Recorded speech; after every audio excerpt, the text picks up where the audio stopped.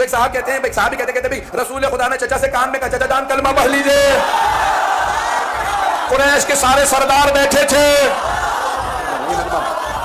تو کہتے ہیں انہوں نے کہا، اور جو 9ویں ہجری میں مسلمان ہوئے تھے، اور جناب ابو طالب کے جو وصال رحلت ہے وہ مکے میں ہوئی، وہ مدینے میں بھی 9 ہجری میں مسلمان ہوئے، کلمہ تب پڑھا. اور کہنے رسول خدا سے میں نے دیکھا سنا کہ چچا کے کان میں کہا رسول خدا نے اپنے چچا ابو طالب سے قریش کے سرداروں کی موجودگی میں. تو میں جلدی پیش کر رہا ہوں پہلا اعتراض، جب سردار بیٹھے تھے تو وہاں کیا کر رہا تھا؟